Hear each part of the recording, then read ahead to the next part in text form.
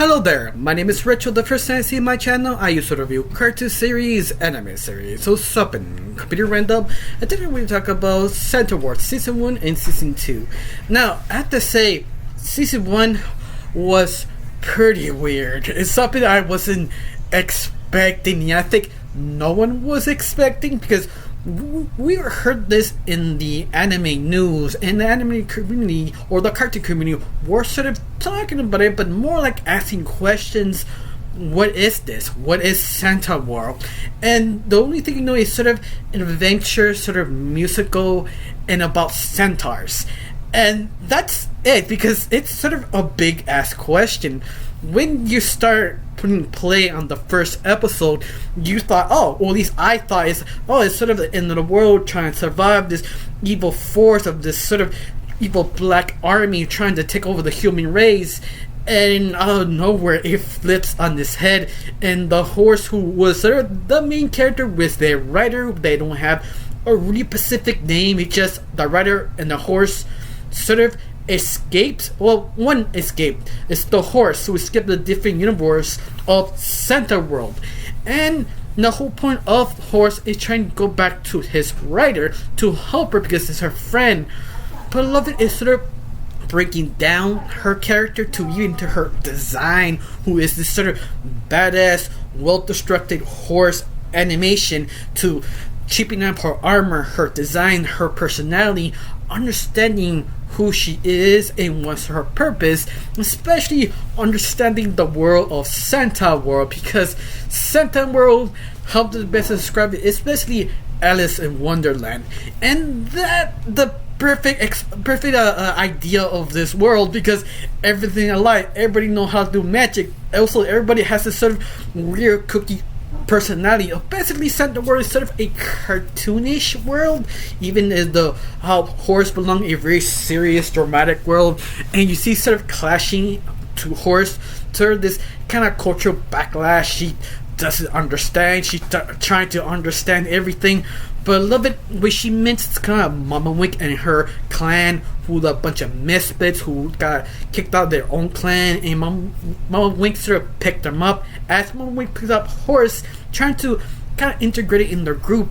Horse is really not really good to communicate or fit in to everyone, especially how she's hardcore, especially how you kind of divide Mama Wink and Horse kind of personality, because Mama Wink is exactly what her name is. She's a mama. She is sort of the mother type type of person, because let's face it, every friend group you have the daddy person or the mommy person that you automatically know that, yeah, your whole life you'll be the mommy or the daddy. That's all you were. Even if you have a career, you always follow that. I'm the daddy, I'm trying to protect you, listen to me, I know better. And Mama Wink followed that to the T. But I love it, they do sort of develop her or sort of understand her backstory, why she acts this way, and the reason why she's overprotected. But at the same time, to counter this, Horse is a world that you have to basically know how to defend yourself. And you love both of them sort of ideologies sort of explode next to each other, trying to reason this is a good idea to keep moving, trying to understand what's going on instead of voting and being safe and close off the rest of the world. You love that sort of dynamic, but also you love it that Horse does belong to this group so much, because how different, how edgelord she is, that her kind of idea of fun, especially kind of running into battle, crushing skulls, and everybody's so friendly and bubbly, that sort of sounds kind of disturbing. You think the horse pack or the whole family are the weirdos, the sort of disturbed, the outcast, but once again, Horse is the outcast. She always be the outcast, because how different her sort of kind of she grew up, her lessons in survival, she's just so different to everyone else that she doesn't belong with the odd group. But again, that's the whole point of this sort of clan, this sort of odd group of Mother Wink created. And that sort of kind of bond make her super interesting, especially how Mother Wink and kind of horse sort of complement each other to understand sometimes one is right then the other is wrong, depends on the situation they're actually in. You understand the group does need horse because how survival instinct she really has, especially she's trying to understand what horse really is, what's her main purpose, especially on season 1 they're trying to get out of the Centaurworld to get her rider, her friend, that you really don't understand her relationship, even they are friends or sort of slave or master relationship or just a sister relationship. You really don't know. You see basically a good portion of the relationship of horse side. Lucky the season 2 and a little bit of season 1 do kind of open up even more the relationship that they have, and they've sort of they do say they are basically sister type of relationship. I'm kind of glad that it was. But I think the most amazing thing about all these 2 seasons is the animation. The animation was incredible. The animation, not because it's so fluent, is that you're allowed to interpret, not us, the animators, to interpret the dialogue and the personalities of the situation each character goes. I think one of the big examples is like a side character in the sort of a horse society, the kind of like a snobbish group, and one of the group has a little kid, and this kid, he's basically black and white. That sort of horror kind of feel, but he really stands out when he comes in and comes out, because you understand who this character is, and instantly you see it. And that I really enjoy, because they love to experiment, express, change, or anything they feel show by animation, just how they look or the expressions. I don't mean sort of animation or expression. Anime sort of kind of copying Western anime, because if you don't remember or if you don't know your cartoon history, the World Host era is where the animation really gained more popularity. But at the same time, if you see the original animation of the World Host genre, they show more expression, but their emotions. I mean this, if they feel they want to do something bad, they turn red, they turn horns. If they feel happy or certain joys, they walk with flowers falling off their hands.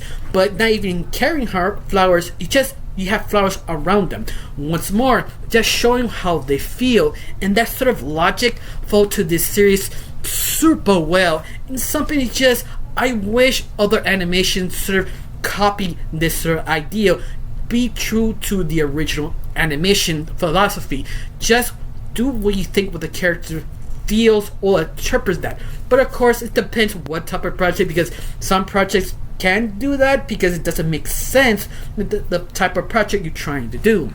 Now, season 2 is basically following what left season 1. Season 1, Horse found all the pieces to go back to find his horse, but left the cliffhanger on season 1. You get to meet the Nomad King. And the Nomad King, oh my god, I legitimately love the design of the Nomad King. It's sort of simple, kind of threatening, a skull deer with goo. This sort of black tar he has, and he kind of built his ship as sort of like a fly, sort of like a parasite kind of fly, and that itself is just so striking. I don't know if the creator created this design or hired a design creator just for this specific character, but god damn, that design was influential. It's just so good looking.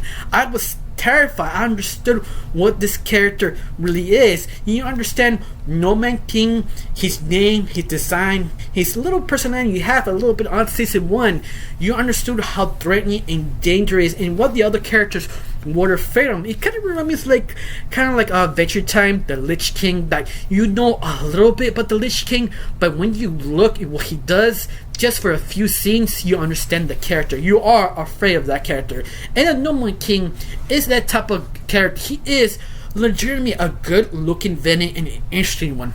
Now, season 2 is basically Hop stopping the Nomad King and Horse trying to get an army of Centaurworld to come to compel to everybody to unite. But at the same time, her friend slash writer trying to get information, getting other people to write up to get a second army ready to take out the Nomad King. But all the problems of season 2, especially Horse trying to figure out how to unite. And she tries, but at the same time, she's still not. Still, she is like a outsider to many people because she doesn't know how to approach it, especially hardcore she really is. And if season 2 continue that sort of development, understanding who she is, and also her best friend, best buddy, Mama Blink, that she's trying to help her all the way in to basically unite Centaurworld together, an army, and races with them in a wacky, weird way, and it works super well. So maybe the movie, yeah, if it's not season 2, you have 7 episodes, and the final episode 8, was technically a movie, and the movie was great. But there's some scenes I was like, I don't know. I don't think it was a good idea putting that scene. They should interpret it a different way. You have moments like that, but because this is sort of a musical, they try to interpret everything, especially all the little things they cannot really tie up because they're not sure this have a season 3. I feel it was decently executed because I was not disappointed. I mean, I have some issues, but at the very end, the movie of Centaurworld was interesting because the movie, the whole point of that is sort of understanding the Nomad King, his origins, his reason, who he became the Nomad King. And if you feel sympathetic, you sort of understand how you became this sort of evil image, this evil king, because sometimes you don't become evil not because you want to, it just sort of happens because your needs, your wants, and you not getting what you want, you sort of became the evil bad guy.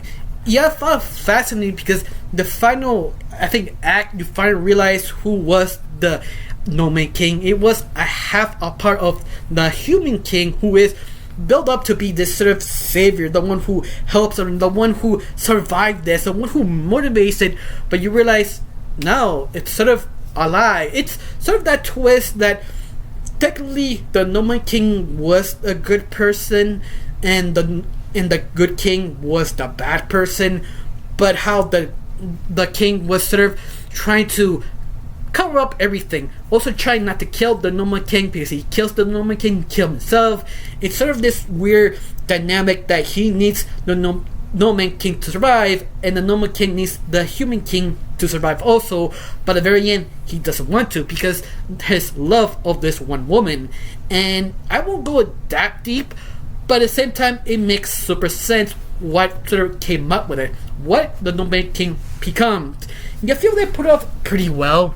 I mean, everything was pretty well, especially animation, the story, and the musical. And the musical was great. Especially, I was sort of afraid the musicals will sort of become stale because it's kind of hard to keep it jazzy, keep it good. Especially they love to go every single drawing all music depending of the emotion of the character, because this show also fall into interpreting your emotions but sort of music genre, and that works super well. I feel they were not limited, but the only problem was sort of limited of 2 seasons, and you see season 2 that I feel you could stretch it out to 3 seasons because we don't know yet a 3rd season. I think they did it sort of kind of fast forward this season 2, trying to answer a lot of questions that, I have to be fair, you didn't need to answer everything.